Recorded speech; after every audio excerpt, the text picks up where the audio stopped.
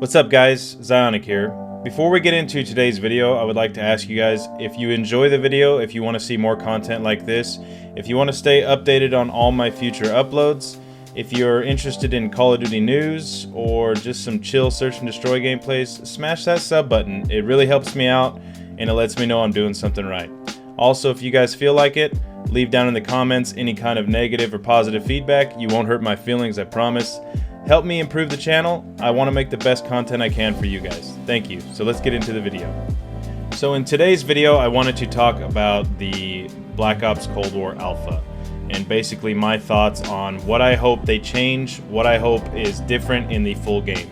I understand this is an alpha and it's not exactly what the game is going to be like, but we know from past experiences when they come out with betas, when they come out with alphas, the game doesn't change a whole lot. And I'm really hoping that they listen to people's feedback this year and they change some of these things, because there's a lot of issues with this alpha that go beyond just things that like graphical issues and stuff like that. So today I want to talk about my top things that I hope they change when the full game comes out. Number one being dead silence. I don't know if you guys have played the alpha or not, but the ninja perk literally does nothing. I tested this multiple times. Every time I would get killed by somebody that wouldn't be looking in my direction and they would just turn around and just laser me down, I would watch the kill cam and you can hear the footsteps from super far away, even with ninja. So I really hope that they just learn from Modern Warfare's mistake and make dead silence a perk. Dead silence needs to be a perk. It's been a perk in I don't know how many Call of Duties, all of them as I can remember. And honestly, it just allows people to actually play the game. If you don't use it, that's your choice. But if you use dead silence, you're usually rushing around, and footsteps shouldn't be the reason you die. If you're actually playing aggressive and you're flanking and you're playing the game like it's meant to be played, you shouldn't be punished for that. And obviously in previous Call of Duties, there's been stuff to counter dead silence, and they can add something like that if they want.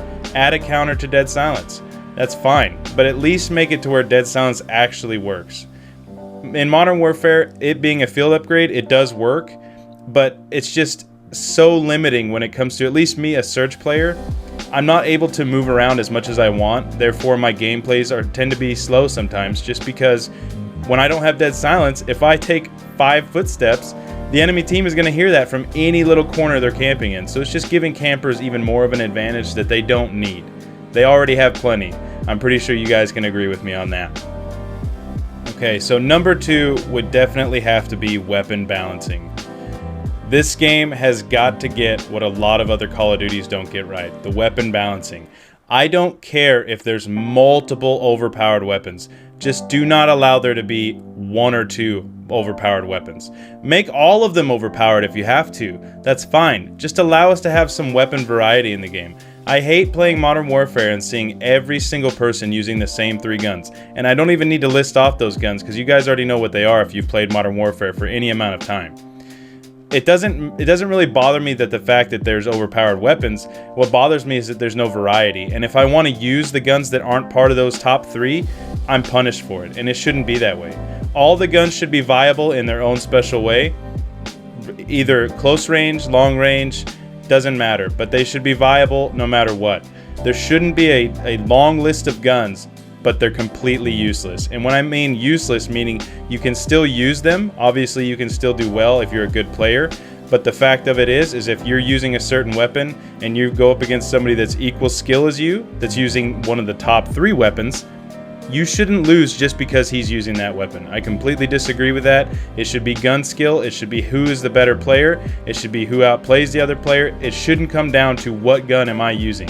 Obviously, if he's using a gun that's its strength is long range and your gun's strength is short range and you challenge him, then yeah, you should lose. But when it comes to a gun being equal to another gun, at least in their range benefits, it should not come down to this gun is just overall better than that gun in every single way. So I really hope that in Cold War, when the game fully comes out, they really put a lot of time and effort into this, because it really makes the game more enjoyable whenever you're going up against people that use a variety of weapons and you really don't know what you're going to go up against. Obviously, in Modern Warfare, we don't have this, so hopefully they can learn from that as well. Alright, number 3, and this is probably the most important one to me, skill-based matchmaking and team balancing. They have got to get SBMM and team balancing figured out in this game. It has been horrible in the previous games, and in Modern Warfare, I think they did the worst job of it. I mean, it makes the game not fun. And here's the thing, my opinion on skill-based matchmaking is a little bit different than a lot of other people's. I really don't care about skill-based matchmaking. I don't care about it being in the game. I don't care about going up against people that are around my skill level. What I don't like is the game balancing the teams and giving me worse players to balance out the lobby because it can't fill out a lobby with entire people around my skill level. I don't agree with this. I think the lobby should be completely random. Fill out as many players as you can in the lobby with people around my skill level, and at that point, just make the teams completely random. Don't give all the worst players to me just to try and make it even for the enemy team. I don't agree with this, and I think what it does is it causes a solo player like me who's trying to make videos, even if you're not trying to make videos, it doesn't matter if you play solo. If you're halfway decent, what it's going to cause is you to be the best one on your team and you to get nothing but Timmies on your team, because it's trying to make it even for the enemy team. When in reality, if they were to just make it completely random, you never know what you're going to get. You might get good players, you might get bad players, you never know.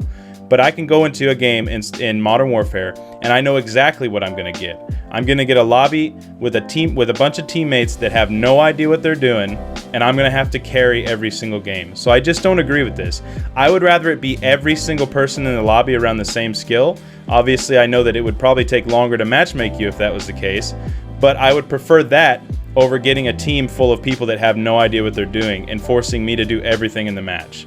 So I really don't care about skill-based matchmaking, but I really hope that they fix skill-based matchmaking and team balancing to make it more fun for solo players and make it to where SBMM wouldn't be that big of a deal if you're not having to do all the work by yourself. People complain about skill-based matchmaking so much nowadays, and what they don't realize is that it's been in Call of Duty for a very long time. The thing that hasn't been in Call of Duty for a very long time is team balancing. And I think a lot of people have this issue just confused, and they're complaining about team balancing, really. Because that's what makes the games feel harder, is that your team is not doing anything to help you out, which makes the enemy team look that much better. And I really think a lot of people need to understand this, and I think it would help the developers actually figure out what they need to change. Because the old Call of Duties, when you got into a lobby, skill-based matchmaking was there, I'm sure. May not be as strong as it is now, but I'm sure it was there. But what happened was there was no team balancing. All it did was just put people in a lobby, split them up randomly, and start the match. And I think that made Call of Duty feel a lot different back in the day than it does now. So I'm just really hoping that this is one of the biggest things that they change and they learn from Modern Warfare, because it really makes the game that much more fun when you don't know what you're going to get when you get into a lobby. And sometimes you may get easier lobbies because your teammates are actually helping a little bit, and sometimes you may get really difficult lobbies, and it just keeps the game interesting and keeps it from getting stale too quick. And finally, number 4, map design. I really hope that they fix this year's maps and they learn from Modern Warfare, because the way Modern Warfare did it was gigantic maps giving campers all the corners that they can ever want to hide in. And really it just killed 6v6. Modern Warfare 6v6 is dead. Nobody plays it. They play Warzone, they play Ground War, they play the smaller maps only. That's why you always see the Shoot House and the Shipment playlist, because nobody wants to play these gigantic maps that always end in time limits, and they're just slow paced. Call of Duty is an arcade shooter. It needs to be fast paced, it needs to be action packed, it needs to be fun. So I really hope that they fill this game full of the classic Call of Duty maps that we're used to and that we love. That's why people have fallen in love with Call of Duty. So please, Treyarch, learn from Modern Warfare's mistake, learn from Infinity Ward's mistake, and don't give us gigantic maps that a camper can hide in every single little corner. Please, give us 6v6 maps back, let us have some fun. So that's my top 4 things that I hope they change in the full version of the Black Ops Cold War. I really, really hope that Treyarch listens to the fans this year.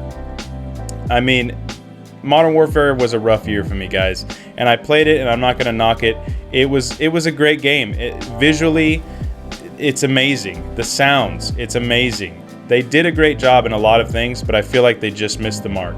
I feel like it had the potential to be the greatest Call of Duty ever made, and they went the wrong route. They tried some different things and it just didn't work. So I'm really hoping that Treyarch goes the right route this year and they fix the things that everybody's complaining about, because we are the fans and we sell the copies.